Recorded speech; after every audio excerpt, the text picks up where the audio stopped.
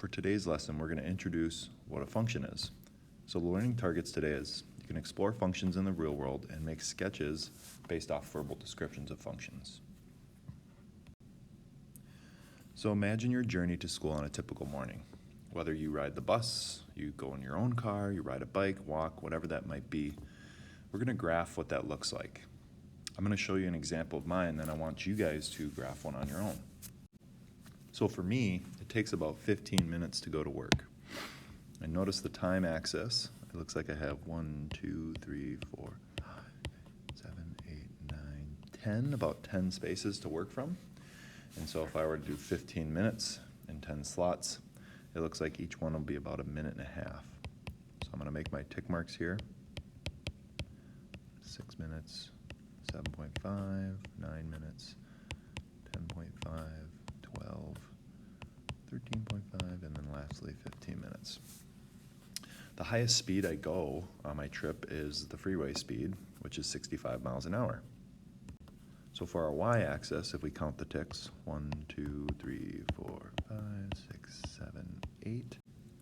So since I have about 8 tick marks to work with, and 65 miles an hour is the top speed, if I take 65 divided by 8, that's roughly 8. So if I go up by 8 here, it should be safe for my speed axis.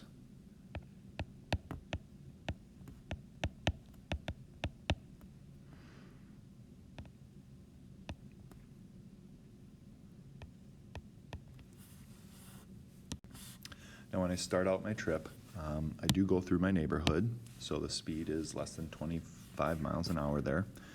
So when I leave the house, I'm traveling through my own neighborhood, which is about 25 miles an hour. And it takes about a minute and a half to kind of get to the next road, which is there's a stop sign. And so there is some time for me to increase my speed to 25 miles an hour. And then in about 3 minutes, I hit a stop sign looking for traffic. I take a left to go down the hill towards my hometown, or my town I live in, which is in Jordan. And that speed limit is about 30 miles an hour. And so I travel that for a little bit, and then I hit a stop light, which usually I'm taking a right turn, so it's a pretty quick one. But then I accelerate back up to the speed zone of 30. And then from here, I really travel on the freeway for a good chunk of time. And so I accelerate my speed up to about 65 miles an hour, set my cruise control nicely, following the laws, and looks like in about 13 and a half minutes is when I kind of arrive in Shakopee. And it is a freeway exit, and so I do come to a stop sign right kind of by Hy-Vee there. I take a left, which in that speed zone is about 40 miles an hour. And I do that for a quick little bit of time, and then I take a left on that 17th Avenue, and I coast a little bit, and I arrive at school. So that's kind of what my trip would roughly look like, and I know it's not as accurate. What I want you guys to do is pause the video and see if you can sketch your own trip to what that might look like on any given day going to school.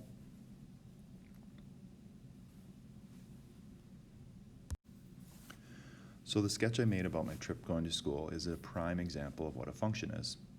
Today we're going to learn what a function is based off of a relation, and it's given in a table form, a graph form, or possibly a mapping notation. But this is the foundation lesson into our functions unit itself. So we first have to talk about what a relation is before we talk about what a function is. A relation is a pairing of input values with output values. Essentially what a relation is just ordered pairs. So any set of ordered pairs. So we could be talking about points in the coordinate plane. We could be talking about ordered pairs of variables, a comma b. We could look at it in table form. It could be in graph form and mapping notation. So if you look at the representations of relations down below, those are essentially the 4 main representations that we'll take a look at today, but we'll also kind of narrow down specifically which relations are actual functions. Let's first do a little exploration to determine what a function is. So we've already just talked about that a relation is a pairing of values or ordered pairs. But what a function is is a special type of relation. In fact, if you look down below, I have 3 examples of what a function is and 3 examples of what not a function is.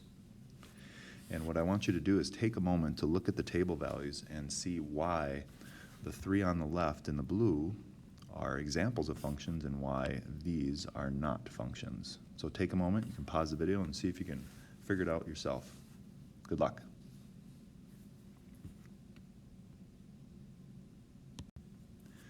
So some of you might remember from previous courses about functions, but the big main difference is if you notice in the table values to the left and all in blue that are examples of functions, notice the x values are all different values.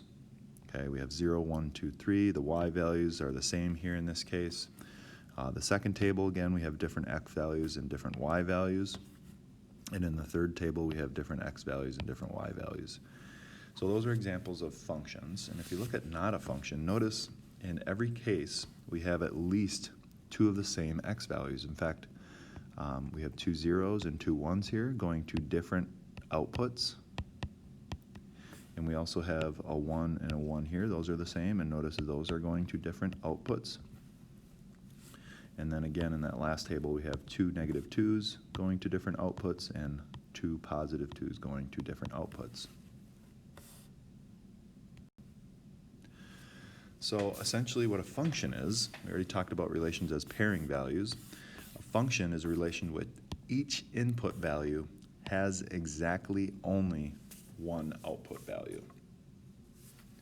And if you look back on our table form, for example, and if you think about this as possible equation that we come across in math, well, if I sub in 2 and I get 0, but then I sub in 2 and get something different, that's kind of puzzling, because if it is an equation form and you can write an equation of some kind of list of points, if you sub it in, you should get the same value every time, otherwise you made a mistake.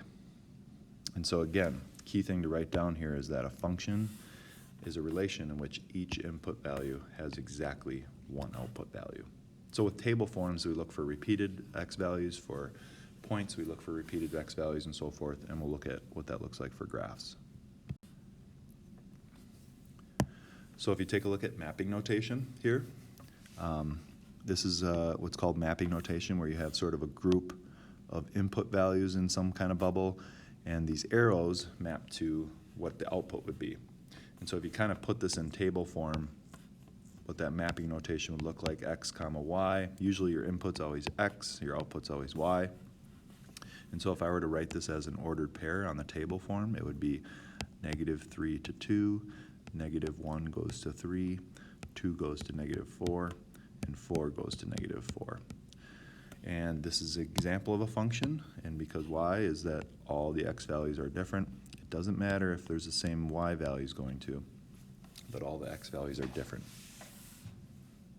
And so if you look at the next case, which is not a function in mapping notation, if I were to make a table form of this, x comma y,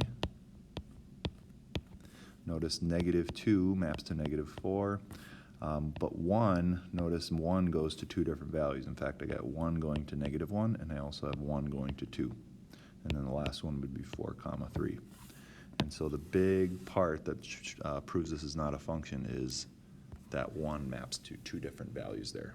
And so with mapping notation, if you see the arrows kind of stemming off the same value and going to different outputs there, we would not consider that a function. So with any tables, ordered pairs mapping, what you're looking for is that the x values do not repeat, whether it's a function or not. And then for graph, we use what's called the vertical line test. And so if you're given some kind of graph and you're trying to figure out whether it's a function or not, whatever that might be, if we place a vertical line throughout that entire graph, no matter where, and it only hits once, then we would consider that a function. So for example, if you had a relation like a circle or something in the coordinate plane, notice right away we hit twice, and any time it hits twice, no matter where it is, that would not be considered a function. So let's take a look at some examples together. So we have a couple graphs, we have a couple tables, and it looks like we have a couple ordered pairs. So remember, when you determine whether it's a function of a graph, we use that vertical line test.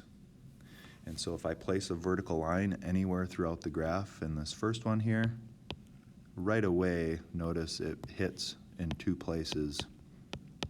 In fact, to the right of the origin, it's always going to hit in two places, and even just one scenario there that it hits twice proves that it's not a function. So we'd say this is no, not a function.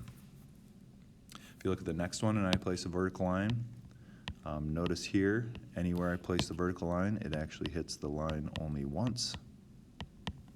And so this would be considered a function, so we'd say yes. And remember the last cases, if you're looking at a table form or ordered pairs or possibly mapping notation, you're looking for those repeated x values. And so if you look at the table to the left here, notice all the x values are different. And so since they're all the different, and again, it doesn't matter the y values, but since they're all the different, we would say yes, this is a function. And if you notice the second table there, right away at the bottom, there's two ones. In fact, specifically, one going to 3 and one going to 5. Those are different outputs. Remember, each input goes to a separate output. So since they're the same, going to different outputs there, that would be considered no.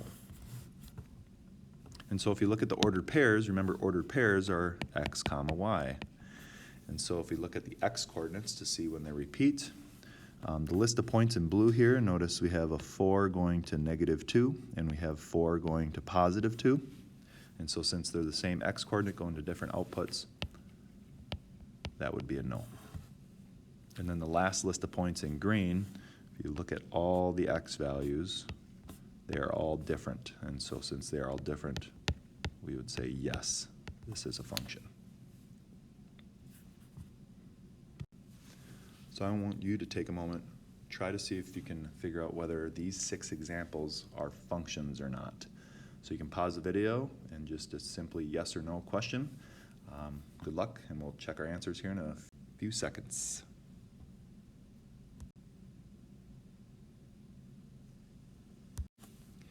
So in the first one, since it's a graph, if we did the vertical line test, no matter where we place the vertical line, it hits exactly one spot.